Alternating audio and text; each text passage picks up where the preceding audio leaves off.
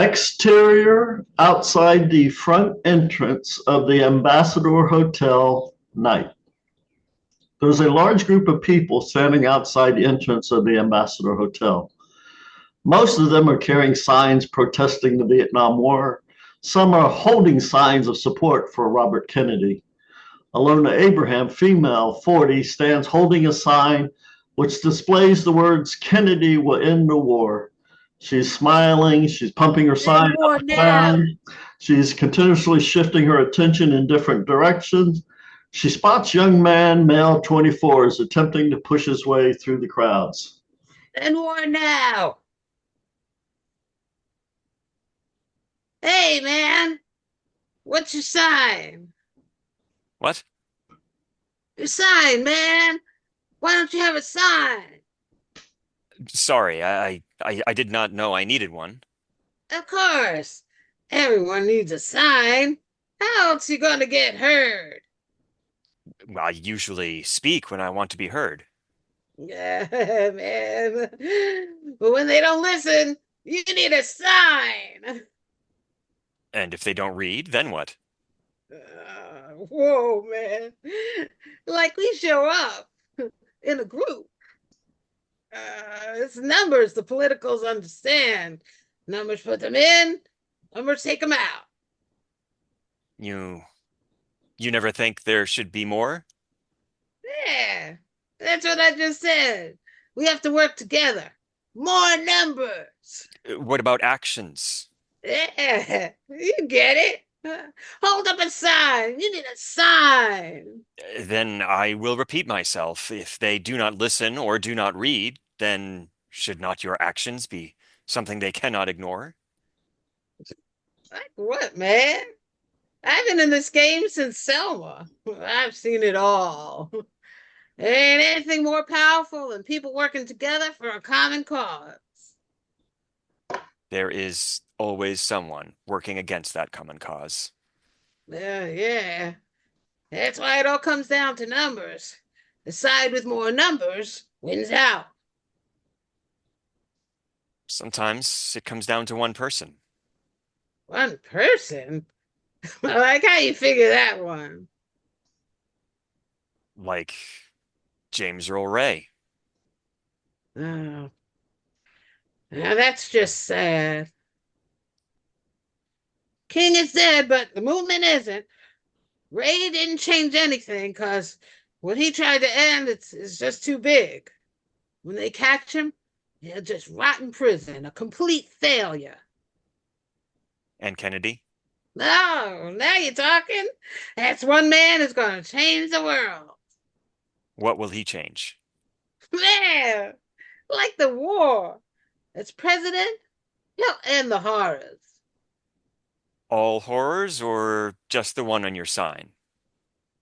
What's worse than our sons and brothers dying for rice paddies? I could think of a few.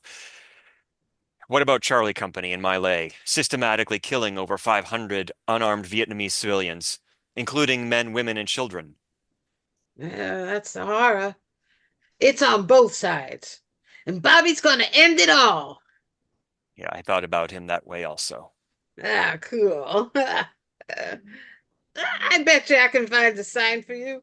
Wait here. I'll see what I can find. That is not necessary. I have other work I must do. Oh, you gonna be at the Chicago convention? No, I do not think I will be free for that. Come on, man. We're all free. We don't have to march to the old men's war. It's always the old to lead us to the wars. It's always the young to fail. Now look at all we won with the saber and the gun. Tell me, is it worth it all? For I stole California from the Mexican land, fought in the bloody Civil War. Yes, I even killed my brothers and so many others, but I ain't marching anymore. It's not Dylan, but it's got a good message. We gotta stop marching. Are you not marching now?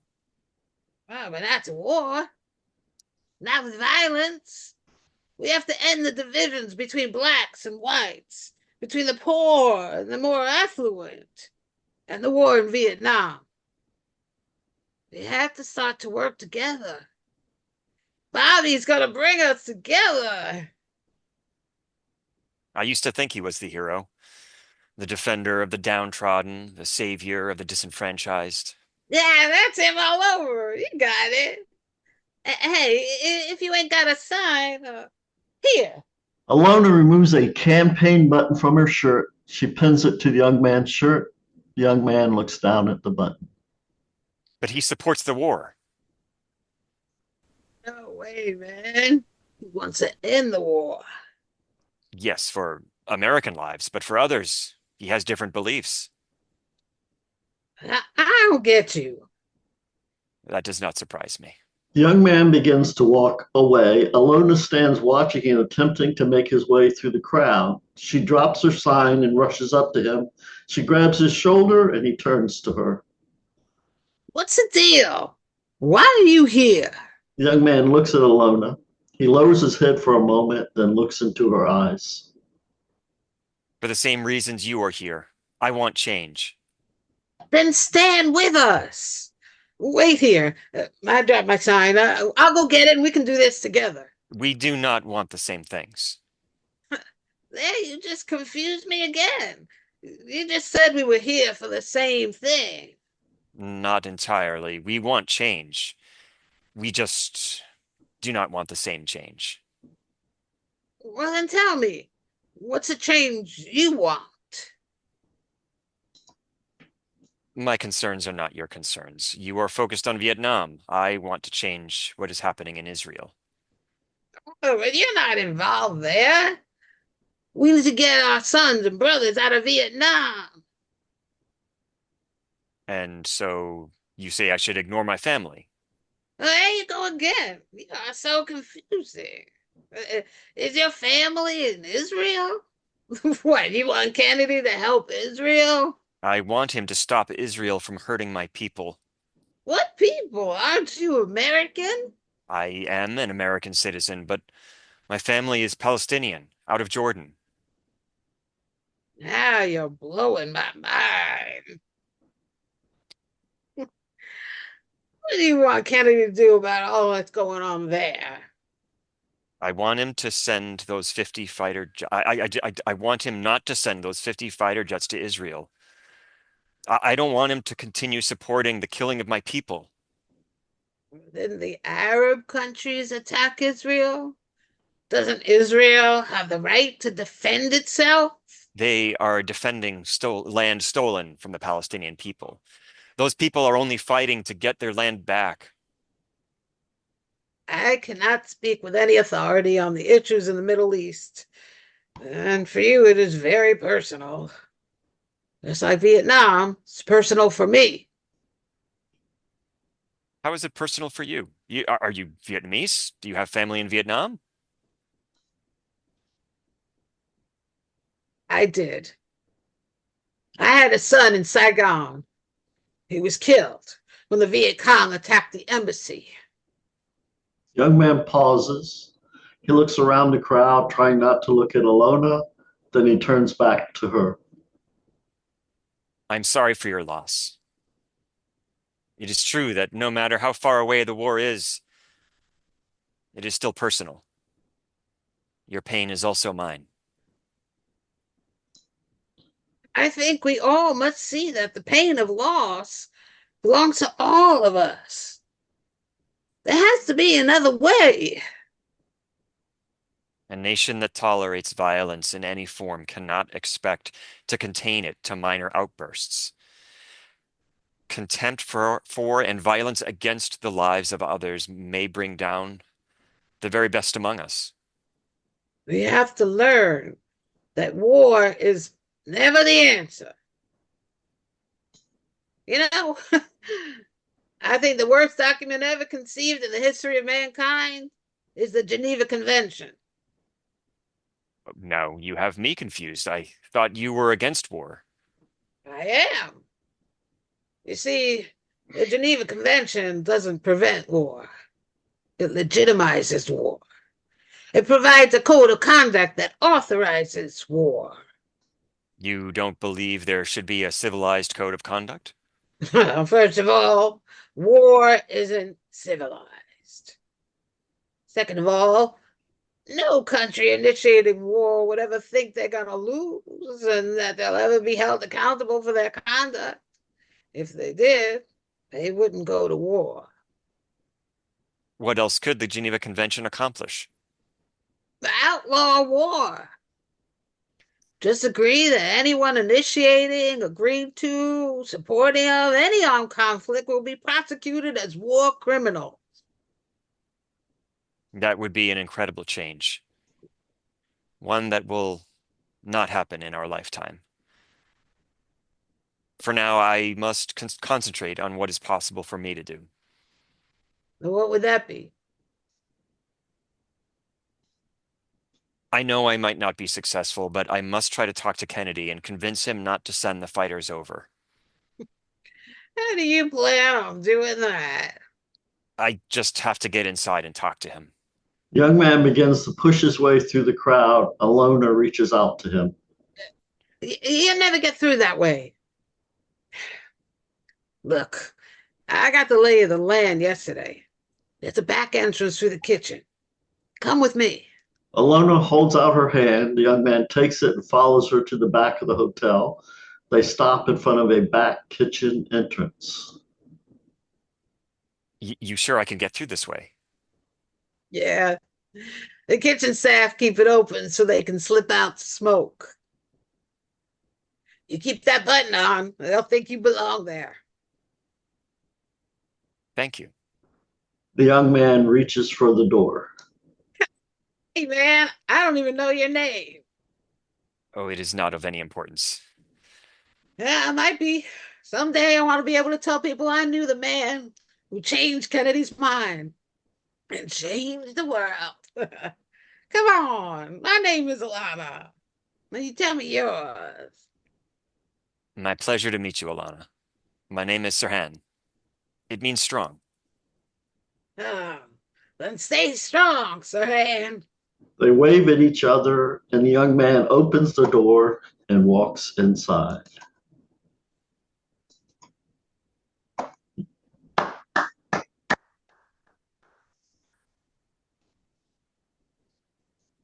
Hey. And just to let you know, this story came out of another group that is, and Maggie, I think you participated in this session, the Drop and Give Me 10. Yes, I've done that a few times. Yep. And this is the one about where it had to take place in the 60s. It had to have the statement, "Where's your sign?" And it had to involve a famous person. Nice. Oh yeah, I did see this one then. Yeah. Okay, yeah. That's what it was. That sounds familiar. Nine, man. This is so Yeah. That's great. But I really liked the performances, really appreciated Leslie and Corey. Just so, what did you think about, let's say, what was your first impression about the play when you first read it for Corey and Leslie? First, What was that? We didn't hear your first words.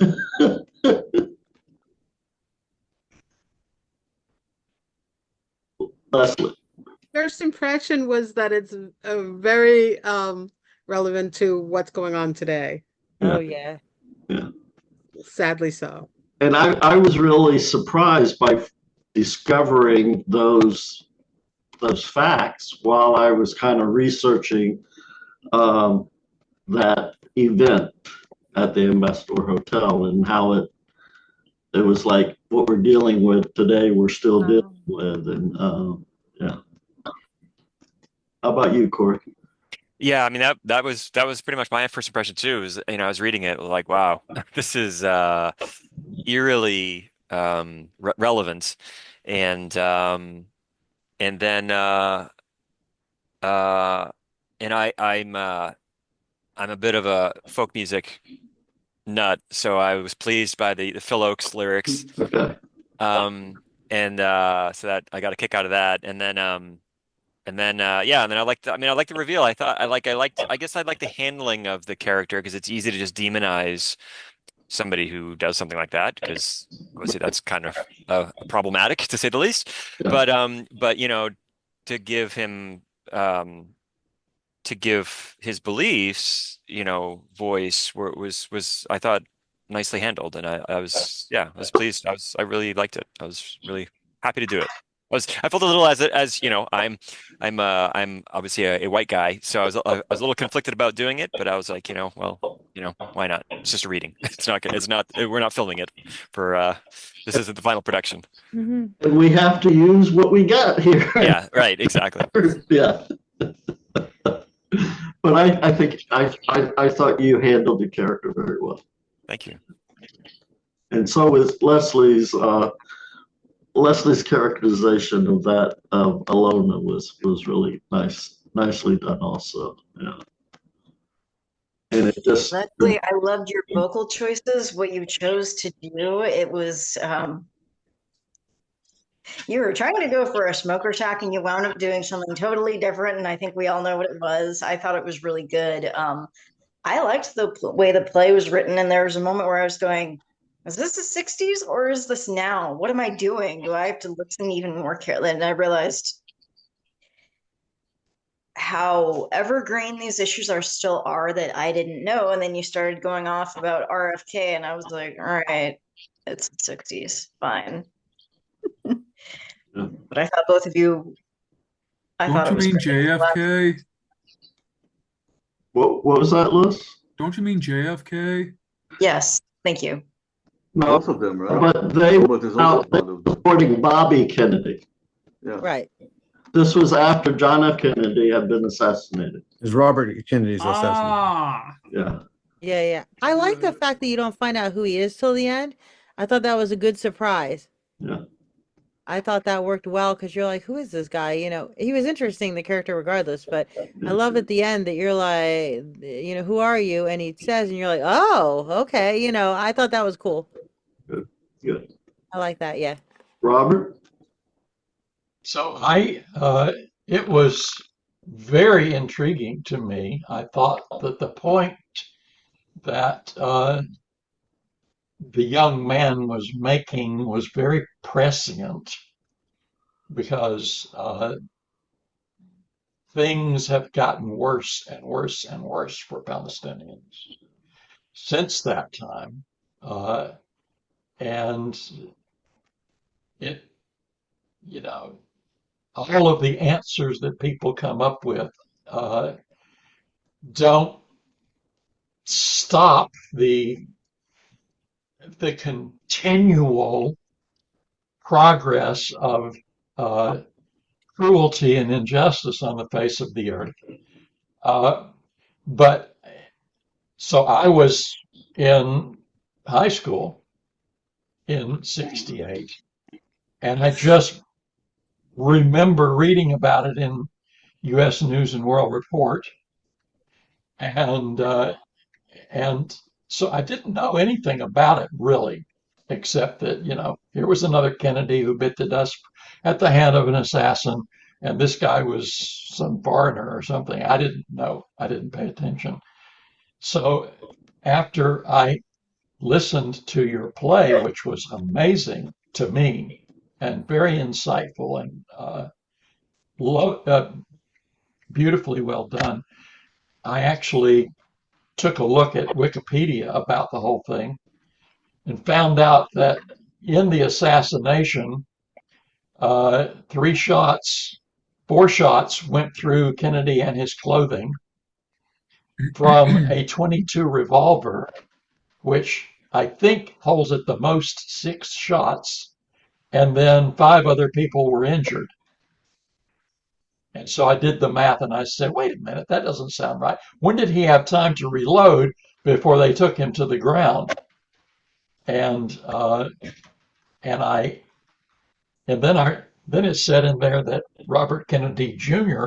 went and visited Sirhan in his imprisonment and came out of it feeling like there had been a conspiracy and perhaps Sirhan hadn't been the actual gunman. That was interesting. So thank you for challenging my intellect and everything else, Stephen. We'll get some.